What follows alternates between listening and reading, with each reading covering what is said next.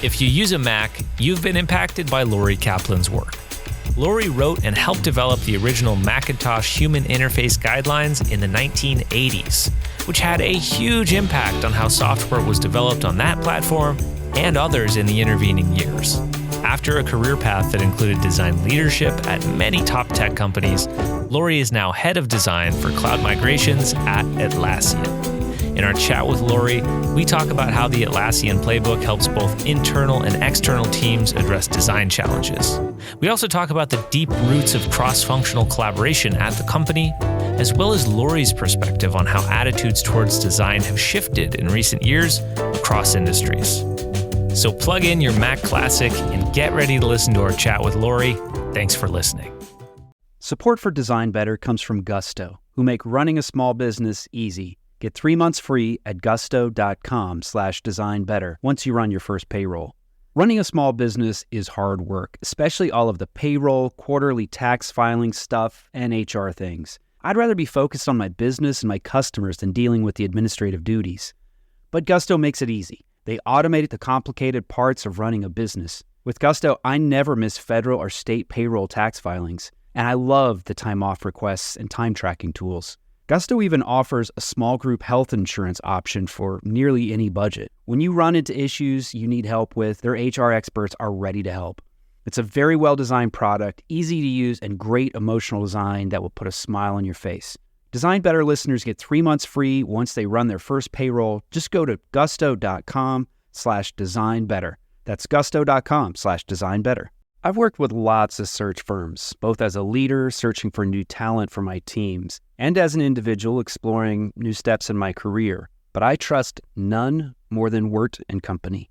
Since 1995, Wirt & Company has been the design community's most trusted search firm, co-founded by a designer and led by a CEO who has in-house operational startup experience. Wirt & Company is guided by the principle that creative leadership is essential to business success. They've helped some of the most admired brands from early-stage startup to Fortune 500 build world-class creative teams. We're talking about companies like Airbnb, the New York Times, the Four Seasons, Notion, Figma, Google, Cartier, and Fair. Not bad. If you're looking for a partner to help you find the right person for a critical role, look no further than Wirt & Company. And if you're looking for your next design leadership role, Wirt & Company will guide you through the process as a friend and a champion throughout your journey. They take the time to get to know you, to understand what you need professionally and personally. Whether you're looking for your next role or your next team member, Wirt & Company can help you find a meaningful relationship. Visit wirtco.com to learn more and get in touch. That's WERTCO.com. If, like Aaron and I, you grew up learning and playing on Mac computers in the 1980s and 90s, you may not be familiar with our next guest, but you were definitely impacted by her work. Lori Kaplan wrote and helped develop the original Macintosh Human Interface Guidelines, HIG, in the 1980s, and that was just the start of her storied career as a designer and design leader at some of Silicon Valley's tech leaders. Lori went on to be a designer at Intuit, creative director at Netflix, Director of UX at Motorola, and VP of Experience Design at Lending Club. She's currently the head of design for cloud migrations at Atlassian. Lori Kaplan, welcome to the Design Better podcast. Thanks, Eli. Hi, Aaron. Great to have you here. Great to have you. Let's start off with a little bit of what we mentioned in the intro. So you played a really big role in the design of many products over the years since your time at Apple in the 80s and 90s. How have attitudes toward design shifted in recent years? I think with the advent of the web and the democratization of design and product creation, people realize the importance of design in a broad sense, not just visual design or interaction design. And we've been able to prove the impact of including design in a product development process. So now companies are clamoring to include design thinking, as we now call it, in their processes and build huge design teams. So we're even seeing a trend where design studios are being acquired by consultancies and other firms that want to augment their design capability. Can you talk a little bit more about just communicating the value of design? This is something that time and again, it's always on the minds of designers. There are a rare few places where executives, key stakeholders, they get it already. That's becoming more common, though, that people get it, as you stated. Can you talk a little bit about how you, maybe in your current role at Atlassian or in previous roles, how have you helped people, executives and others, understand this is the opportunity by having design involved in a strategic conversation early on, involved in the process going forward? Has design create value for the business? That's a good question. So I didn't have to lay the groundwork at Atlassian.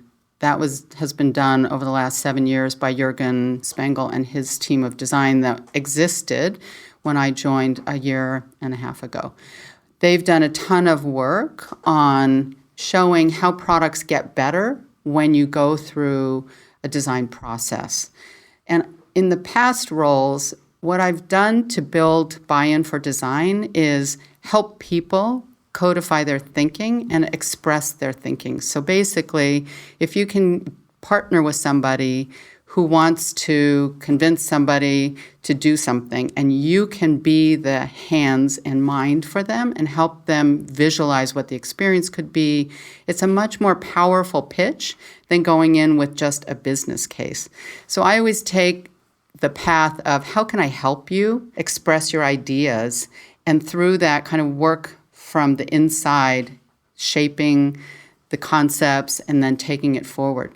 One really powerful tool we have now that we didn't really have back in my early days in design are analytics and metrics. So we can actually measure, as long as we put in the coding to get the metrics out, the impact of particular changes.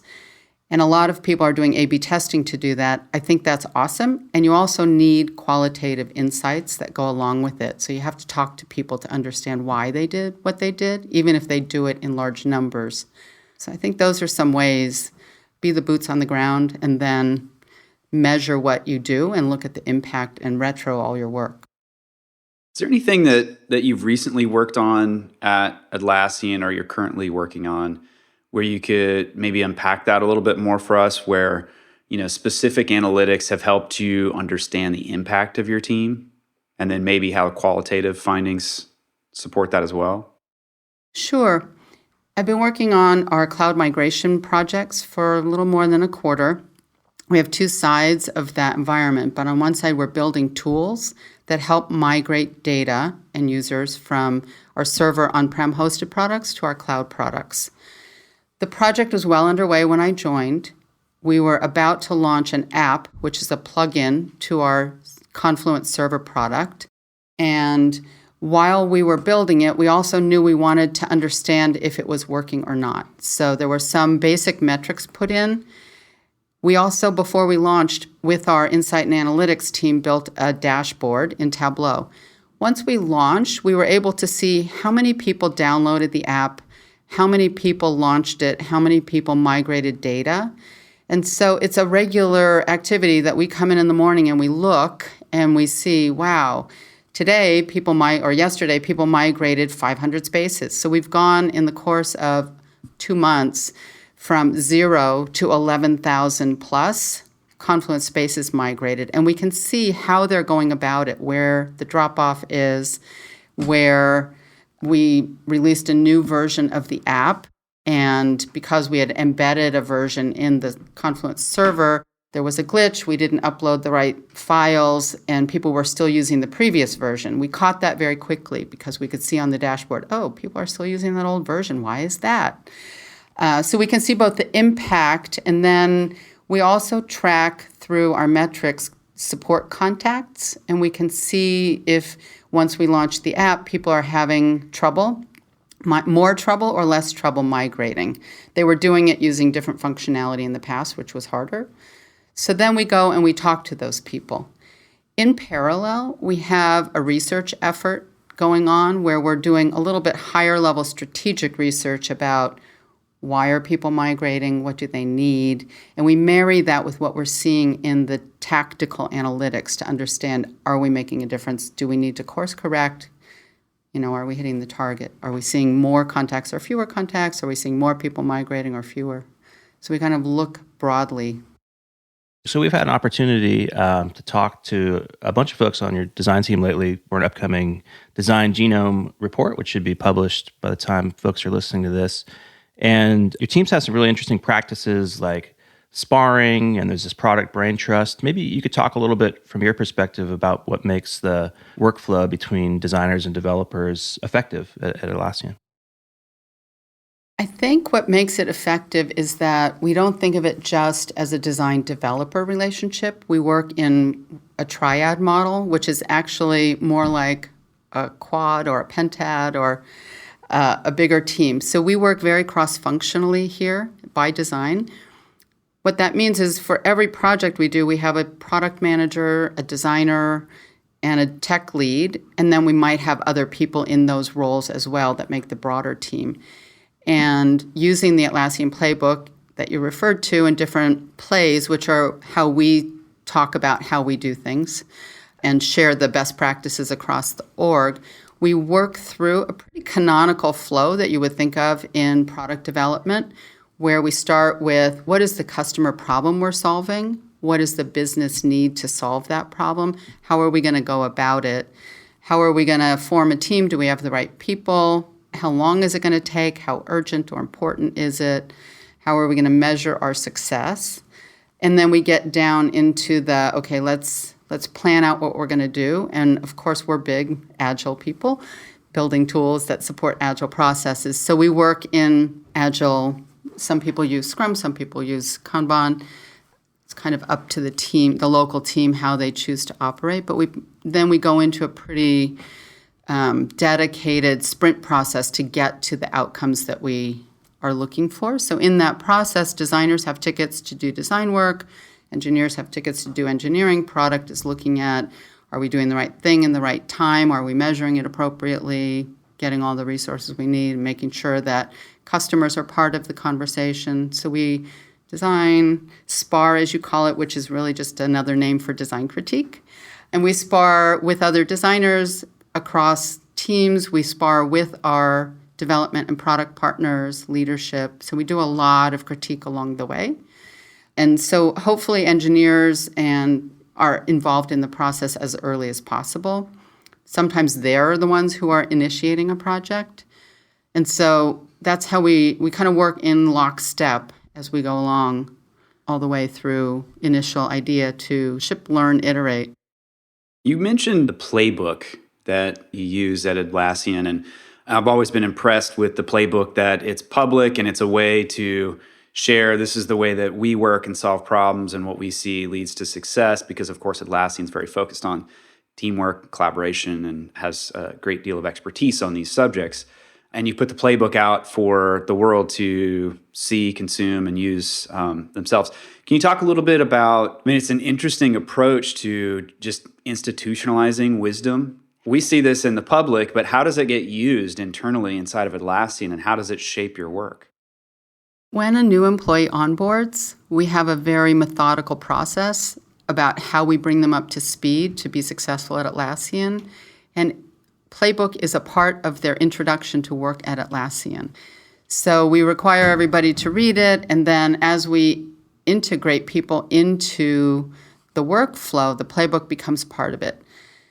So we're all immersed in the plays, so to speak, and as we go around and we spar whatever it is, and we don't just spar designs, we spar processes, we spar plays, we spar ideas, we spar issues, etc. We get feedback about, I'm really struggling with this problem. And a frequent response will be from somebody who's more seasoned at Atlassian, you might want to try this play.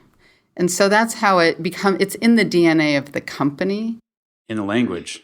It's in the language, and it's also in the behavioral DNA. Because we've learned over time these activities work to solve these kinds of processes, problems, whatever. And so it's shared. And we're also developing new plays all the time as people innovate and try new things. So as new people join, they bring best practices from their previous lives and try them out. And when it's a process that works, then we make it a play. Is there some sort of governance to the playbook? Is there a team that owns it? Or how does one get a play into the playbook? I have to confess my naivete. I have seen it happen. I've seen the conversation going on about a new play that's being added, which I can't think of what it is right now. So there is somebody who is responsible. I don't know if it's within design or if it's a broader like learning and development team and the people team. I'm not quite sure how that works, but there is a process. It's a conversation. Oh, we see this is working. Have you shared it with other teams? Write a blog about it. One of our company values is open company, no BS, which means that we publish a ton. So one way to share is to write a blog and share it with everybody. It's basically, unless it's locked down, it's open to the whole company, and then we share through chat or through team conversations, et cetera. And then once it gathers some solidity, there's a conversation, oh, maybe we should make this a play. And then there is a process to write it up, get feedback, get sparred around the company, and then somehow it gets published. Support for Design Better comes from Factor, America's #1 ready-to-eat meal delivery. Design Better listeners can save 50% on their order at factormeals.com/designbetter50. Use the code designbetter50. You know what happens at my house when things get really busy? In the evenings, we turn to takeout, which can be expensive and it's not very good for our health. Lately, we're making a better choice at crunch time. We turn to Factor for chef-created, dietitian-approved meals that are ready to eat in just 2 minutes. We like the flexibility of Factor, too. You can change your order up every week with plans from 4 to 18 meals per week, or you can pause or reschedule your deliveries at any time. The meals are so tasty. My wife and I are huge fans, and I like their smoothies too, which I find are perfect for a quick, healthy breakfast. Factor can help you eat well and feel good while focusing on your career and your family. Head to factormeals.com/designbetter50 and use the code designbetter50 to get 50% off your order. That's code designbetter50 at factormeals.com/designbetter50 to get half off your order. Support for Design Better comes from Uplift Desk, who help you work better and live healthier. Eli and I log a lot of hours at our desks, which can be detrimental to one's health if you're not paying attention to ergonomics. Uplift Desk offer high-quality, well-designed desks, chairs, and accessories to help you build an ergonomic workspace for home or work. Eli recently got a standing desk, and I got a human scale Freedom chair.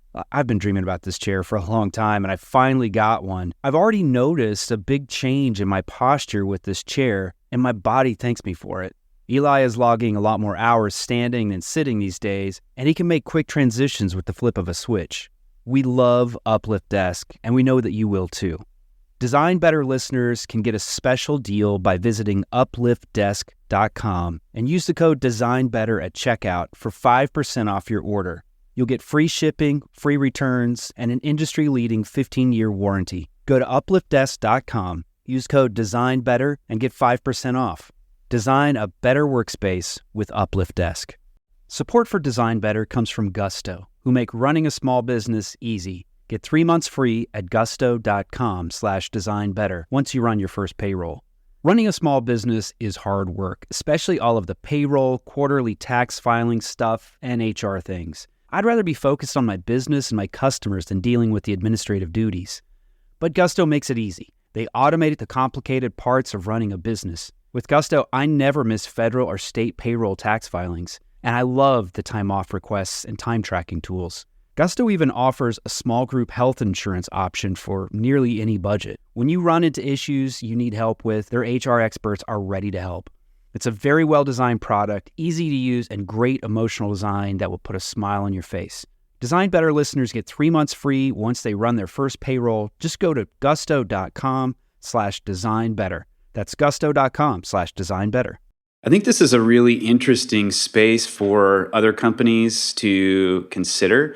Design systems are all the rage, and people are talking about how do we unify user experience across products, across different verticals, across teams that aren't always in the same location, and that's something I feel like at this point people kind of understand. They know why that's important, and they basically know how to do it. But we still see teams they operate very differently. And there's oftentimes, as you described, there's some autonomy to how the team approaches, whether it's Kanban or Agile or, whatever it is. But to have some sort of standardized playbook as a point of reference seems just eminently useful for a business to reduce a lot of entropy.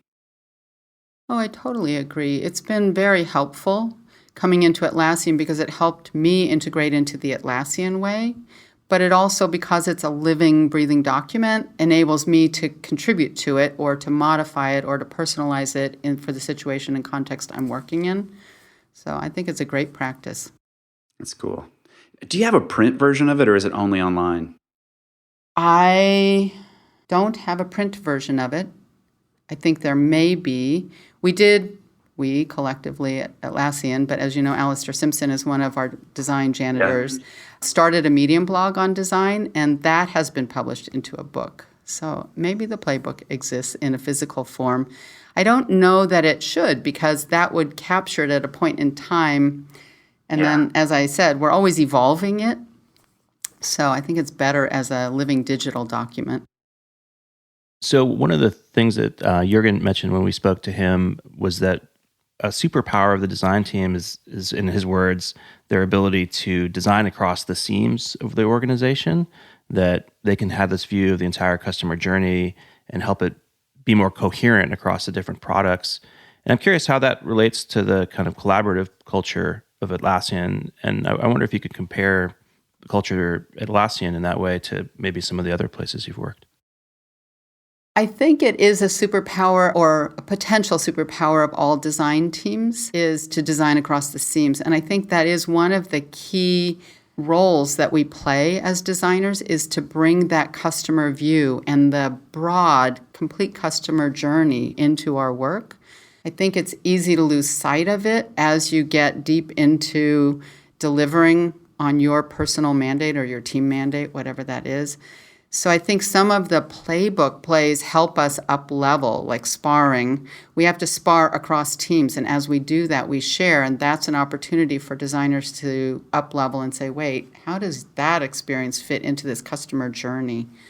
We also use journey maps and put assets up on walls, which is kind of difficult given that we're distributed around the world, but we've adopted tools like Envision, of course, Mural, gallery, to share our work asynchronously so that we can stay in touch with what's happening across all the teams. And then we can, as design teams or design leaders, look and see where are the gaps, where are things falling apart. I think it's a challenge of all design teams. I don't know that our culture is that different from other cultures I've worked in, and that's probably because I choose places that feel comfortable to me and where I feel like I best fit and can contribute and help. Not all companies are as open as we are. So that's been a challenge in the past, to understand where other people are working on part of what a customer experience would be, but they're in a different org, in a different location, and it's not as accepted to share work because it's considered, the company culture is not to share. There's the whole conversation about the structure of design orgs that's been bubbling for a few years. Depending on how you're structured, if you're a centralized team with a direct report up to a VP of design, there's an opportunity to have more visibility and more fluidity in people's roles and how you move people across teams, as opposed to having a really decentralized team. I think that's shifted over time. And I think we've developed the awareness of how important it is to look at the overall customer journey. Have there been significant organizational shifts recently at Atlassian, the way teams are structured? I would say not the way teams are structured, but we have shifted our focus, and we have shifted our teams, our company, to focus on where we think our best impact is. So in the springtime, we reorganized to focus on, broadly speaking, we have a server team that focuses on our server products, and then on our cloud products, we split into two general groups. One is focused on what we call tech teams, which is the tools that technical teams use to build software. So all the Jiras, Jira Core, Jira Software, Jira Service Desk, Bitbucket, pipelines, all of those tools, to give those teams focus. And one of our co-founders is leading that org. The other broad cloud team is we call all teams and platform, and that's the team that's focusing on building the software that all teams might use to collaborate and communicate, like Confluence and Trello. And then our platform that supports all the products, so features that would go across all products like identity management or security, or our design system, for example, is in that team. So we reorganized to appropriately give focus and help teams accelerate their work. So that's a recent example of a shift. But within each product area, we're structured. We create teams that include product management, design, engineering, analytics, research, all the functions. So we sort of matrix people into a product team. So there's always a researcher embedded in a team? No, there's not. So our research team is separate from our design teams, and they're focusing on strategic questions and supporting the product teams in doing more product-focused research. So, for example, my team, we do have a researcher that's working with the leadership on our strategic cloud migrations questions. And then we're thinking about how do we do more product-focused design research, more tactical research. And so we're collaborating on constructing what are the questions, what are the approaches, how are we going to execute that. And probably some of the designers on the team will be doing some formative and evaluative usability testing on the apps and the content that we're designing. So, Lori, you mentioned before we started recording that your own role is starting to evolve a little bit. Could you talk a bit about that? Sure.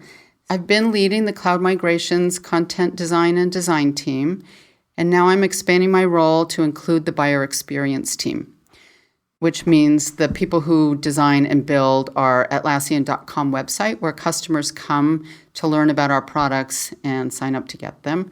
This makes sense because there's a synergy between getting people into the right product at the right time and helping them move from a server product to a cloud product when and if they're ready to. So we're unifying, again, going back to the broad customer journey, we're trying to think about how do we collectively help customers find out what our products are, how they're going to meet their needs, get the right one at the right time. Lori, I'm curious. So we talked a little bit about team organization and the triad structure that is common to a lot of companies at this point.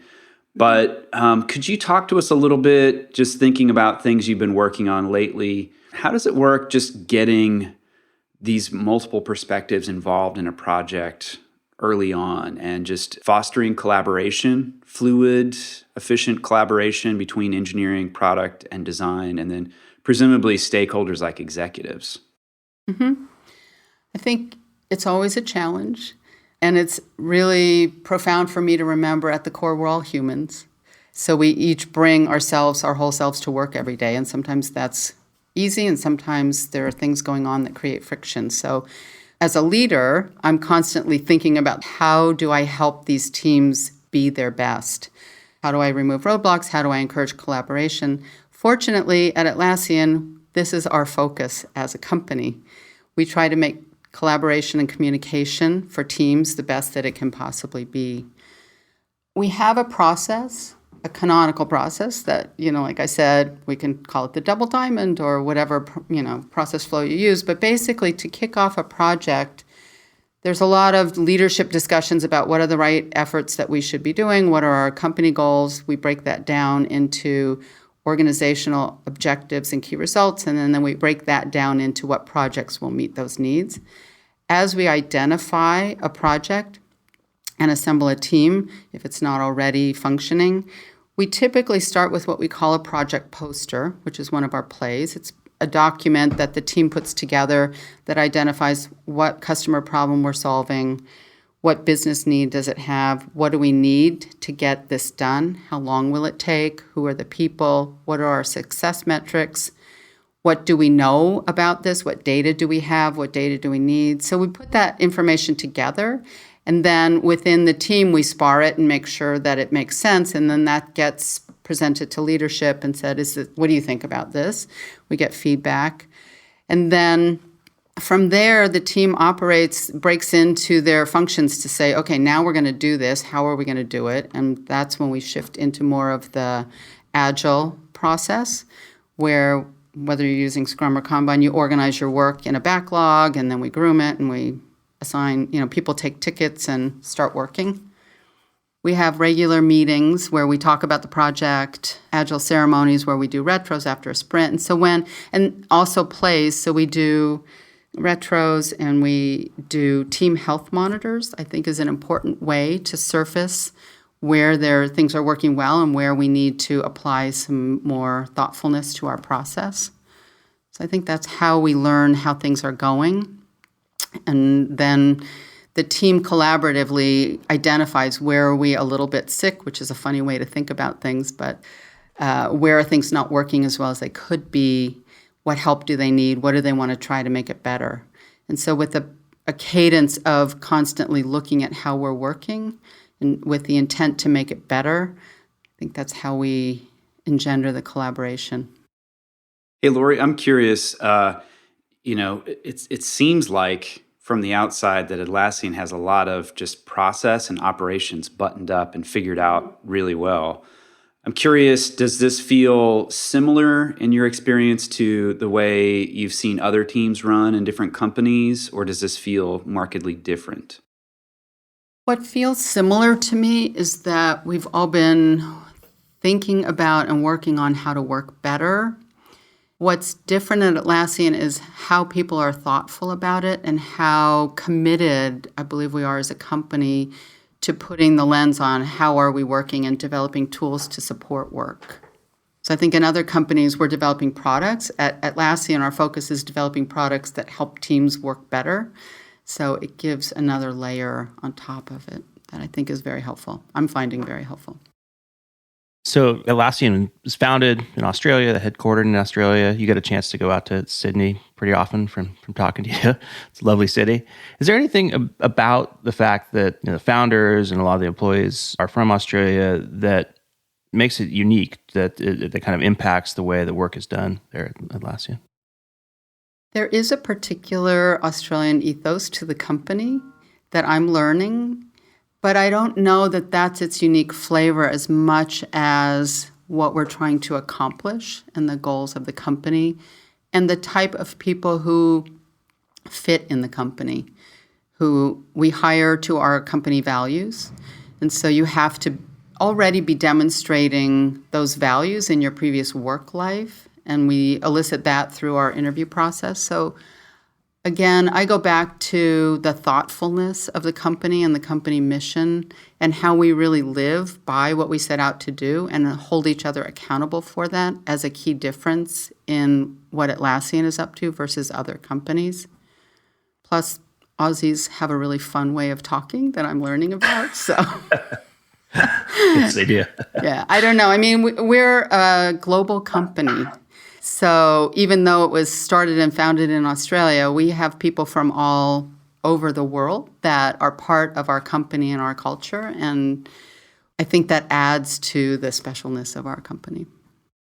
So one thing I know that Atlassian has been thinking about quite a bit in the past year and a half, maybe 2 years, is design operations, which seems to fit quite nicely with the general interests and values of the company about collaboration and efficiency. And I know that that's been a learning process that not just for Atlassian, but for the broader design industry in general, that bigger teams require more support and more guidance through specific projects, and then also just guidance from care and feeding of the team. Can you talk a little bit about the state of design operations at Atlassian today? How is that supporting design efforts? It's not really my area of focus, but so I'll tell from my perspective as a design leader who's a consumer of the design operations team. So just around the time I joined, I believe, the design org recognized a need to do what you said, to help us operate better as an organization at scale. So they're putting effort into processes for craft as well as processes for people and growth. So that's been really helpful. I've struggled with this in previous roles. In my last company where I was the head of design, it was where I spent a lot of time and energy to help a growing design team know how to operate as a team, bring our special sauce to all of the different projects we worked on, and have some support in how to do that and how to share best practices. So I think our design operations team in the past year has invested in developing our growth profiles, clarifying our design levels, and creating educational material to support those efforts, to support growth within and across the org. They also are investing in some tools and content that we need. So we have a principal designer who's working on design principles that will sit between our company values and our product principles.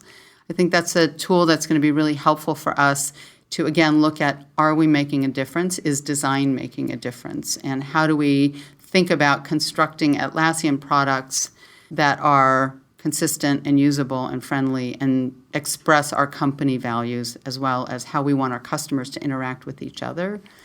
And then there's some operational efforts that they work on, including organizing our yearly design week, where we all get together in Australia as a design org and spend time. It's basically a design conference. People share best practices, there are talks, we bring in speakers, and it's a way for us all to take time together as a team and think about who are we, what do we want to focus on, where are we growing this year, how can each of us contribute to being the best design org that we can. And there's other operational efforts in place.